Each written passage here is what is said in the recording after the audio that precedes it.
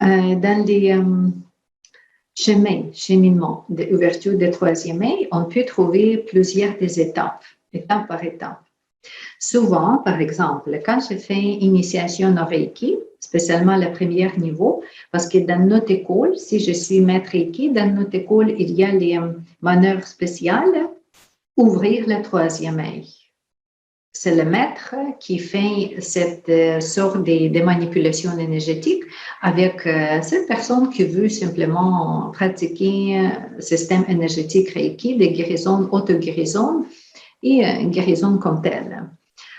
Et très souvent, les gens disent que pendant cette syntonisation énergétique ou alignement énergétique, spécifiquement quand j'ai performé cette partie-là des rituels, plus tard, les gens me disent que, wow, il y a le moment, quand j'ai vu, les gens peuvent dire la couleur violette.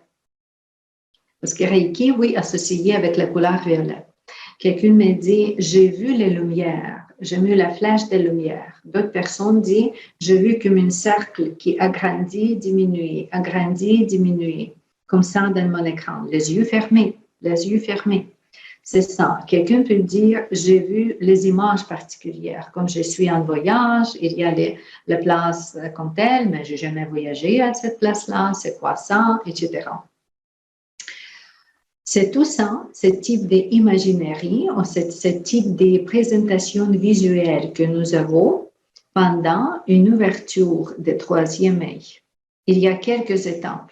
La première étape, ça peut être différent pour les gens différents, mais en même temps, si je vais systématiser, je peux systématiser qu'au début, ça peut être vraiment un effet. Si vous imaginez, vous regardez sur les bougies, chandelles, avec les yeux ouverts, après ça, vous fermez vos yeux et vous avez même image dans votre tête. Des fois, c'est dans la couleur contraste. La bougie est orange, vous fermez, et c'est contraire. Bougie est noire et tout autour de cette image-là est blanche. Comme ça, on peut voir les reproductions des images avec les yeux fermés.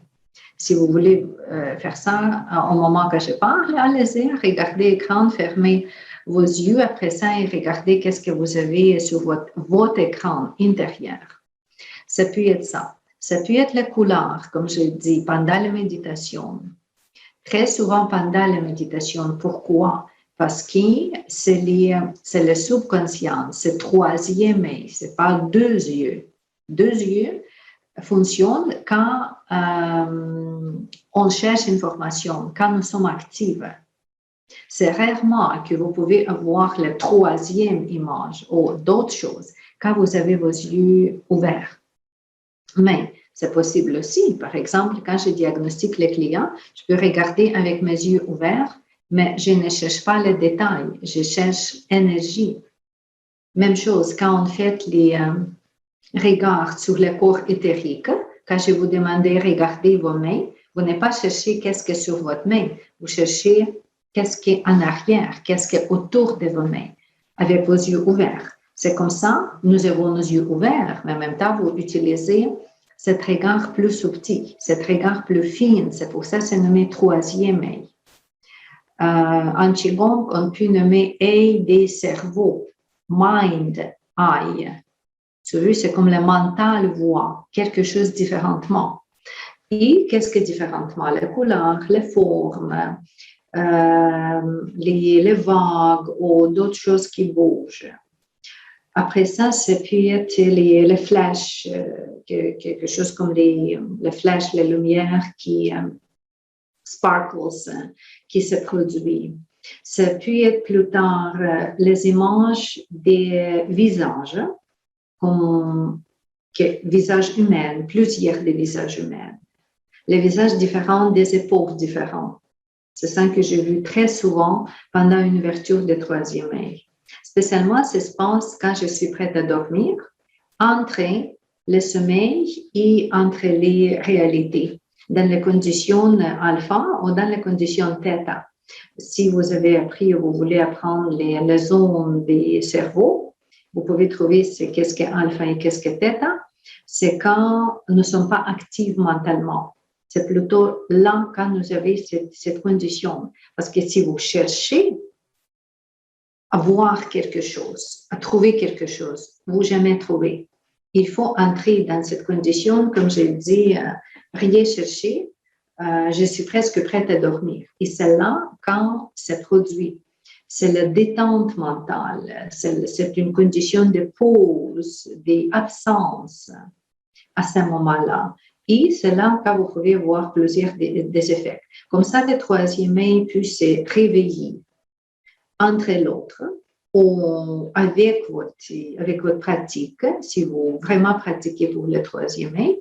Et finalement, quand c'est plus et plus et plus ouvert, vous pouvez utiliser cette vision pour voir l'aura, pour voir chakra, pour voir des organes, entrer comme avec le microscope intérieur dans les tissus, intérieur dans les organes, chercher qu'est-ce qui est exactement là, vraiment comme le microscope qui entre, ou les petites caméras comme les médecins utilisent, petites caméras qui entrent intérieur, et voir qu'est-ce qui est là. Ça, c'est aussi la condition de troisième œil.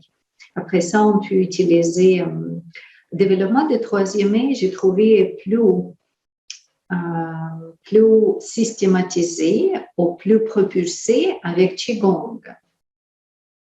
Parce qu'il y a les méthodes très, très fortes pour développer le troisième œil. Et moi, c'est grâce au Qigong que j'ai développé toutes ces habilités. Mais j'ai pratiqué le Qigong quotidiennement.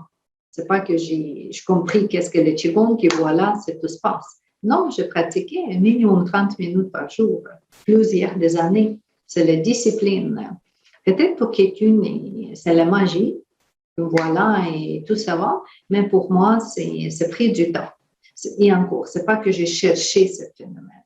J'aimais simplement la pratique. J'aimais simplement prendre ce temps pour moi, mais discipliner aussi dans cette pratique. Et voilà, nous avons cet effet de côté comme ouverture de troisième œil. Plus tard, on peut utiliser dans un diagnostic. Vous pouvez utiliser dans la canalisation d'informations, c'est quoi la vie sur la Mars planète, sur Vénus, c'est quoi la vie sur Tellus planète, dans les dimensions parallèles, en bas des océans ou l'autre place.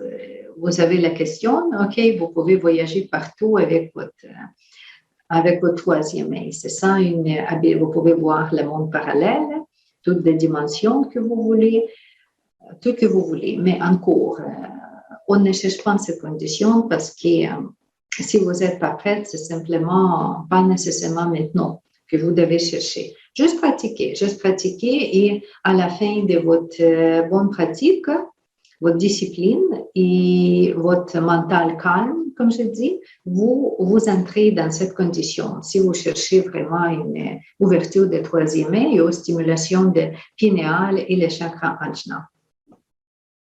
Maintenant, la vérification des chakras Sahasrara, le sommet de la tête avec le pendule.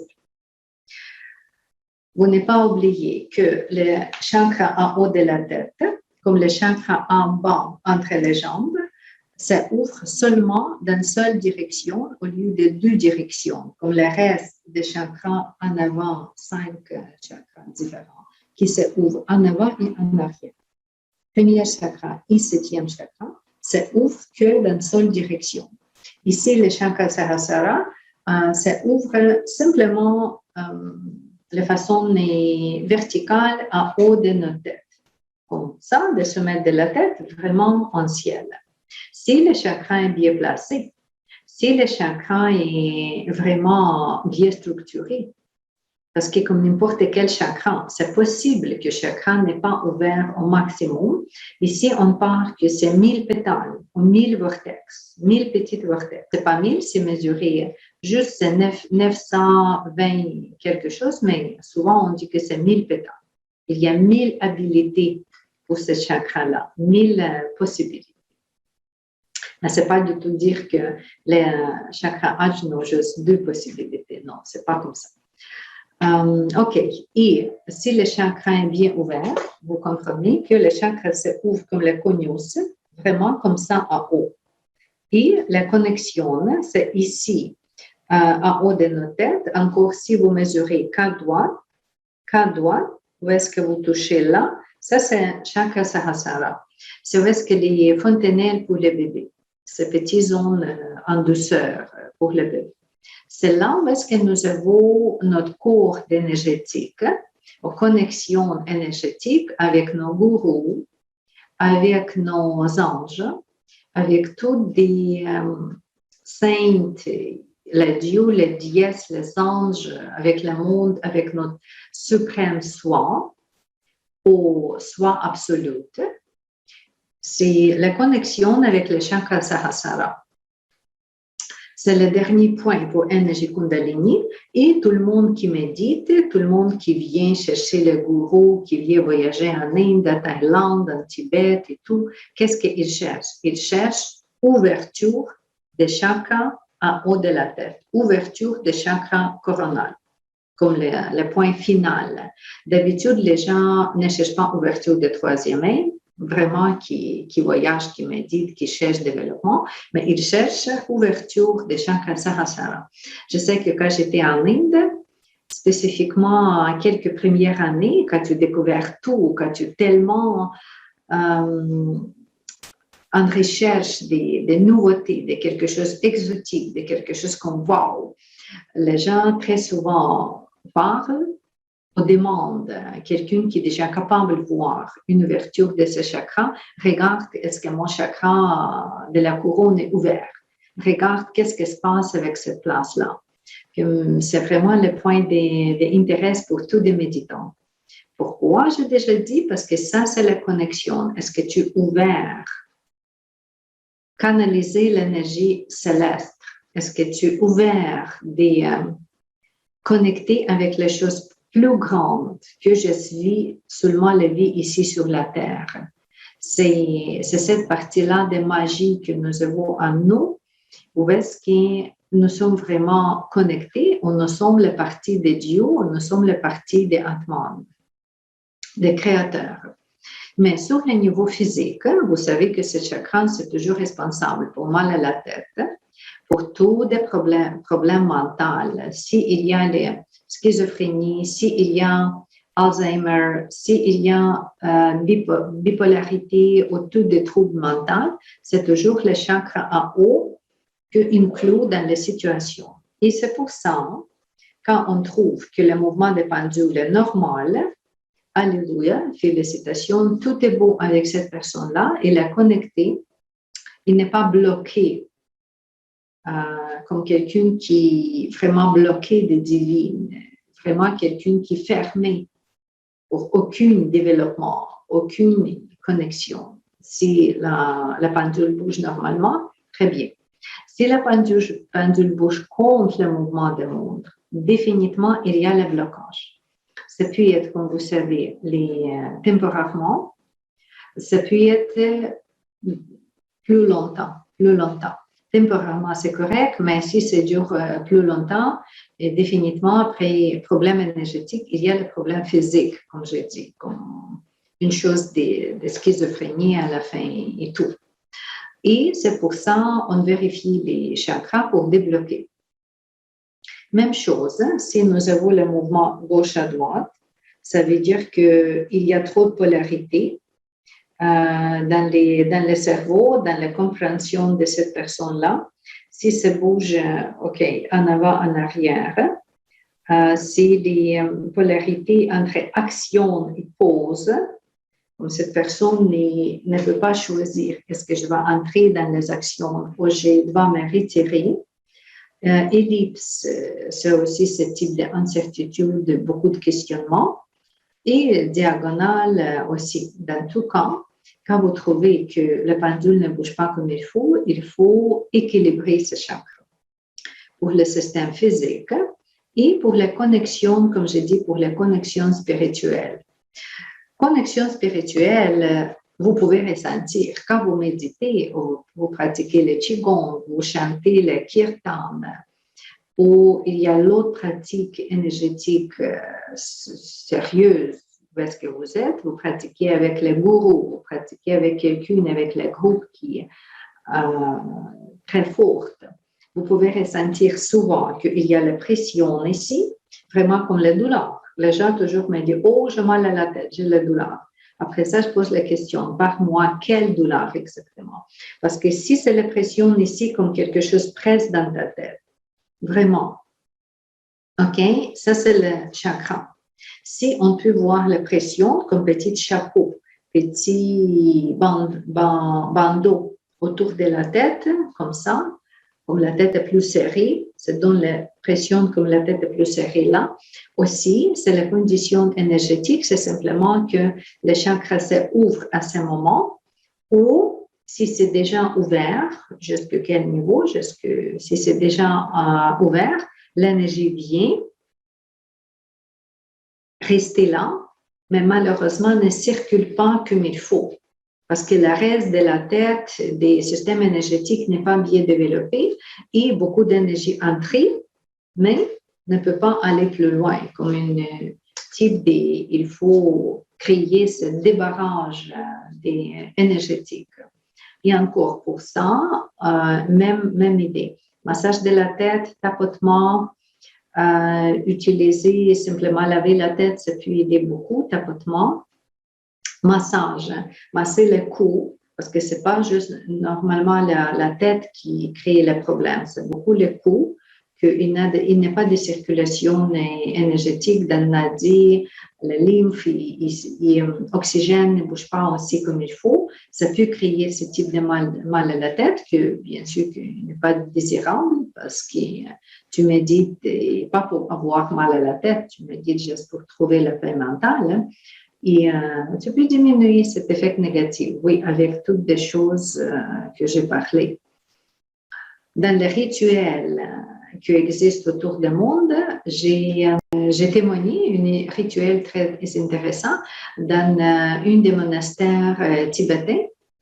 Au Tibet, à Dharamsala, quand j'ai voyagé avec le groupe traduire dans les places de Dalai Lama, on entrait dans un monastère particulier et trouver comme la classe dedans, pas la classe virtuelle comme nous avons maintenant, mais la vraie classe dans le monastère. Et qu'est-ce que j'ai vu là? J'ai vu que lama, quelqu'un qui donne la classe, qui garde le poste plus soulevé dans la hiérarchie bouddhiste, lama prend un petit bateau et il frappe avec ce bateau la tête de son disciple. Vraiment, petit bateau frappé sur la tête. Au début, on pensait que c'est un type de punition. Tu veux, il fait quelque chose pas bon, et voilà la punition. Mais finalement, j'ai posé la question à lama, expliquer qu'est-ce que ça, et finalement, on a compris que ça, c'est la méthode d'ouverture des chakras du couronne. Frapper.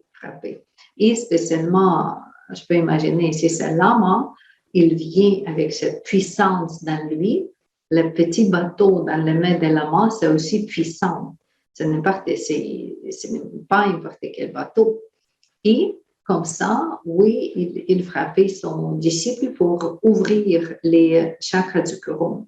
Parce que aussi, dans les systèmes bouddhistes, vous savez qu'idéalement, à la fin de la vie, notre esprit part par le chakra du couronne. Notre esprit ne part pas, ne sort pas par la bouche ou par le nombril ou par les autres ouvertures, mais notre esprit part par le chakra du couronne. C'est pour ça que les gens pratiquent, bouddhistes et pas juste bouddhistes, aussi pratiquent pour développer les chakras. Sahasrara, parce que pour moi, c'est ça, le chakra spirituel. Le troisième œil, c'est bon outil. Mais pour la spiritualité, pour la connexion, vraiment pour ressentir que je suis une partie des grandes lumières, des grandes existences, pour moi, c'est plus le chakra Sahasrara.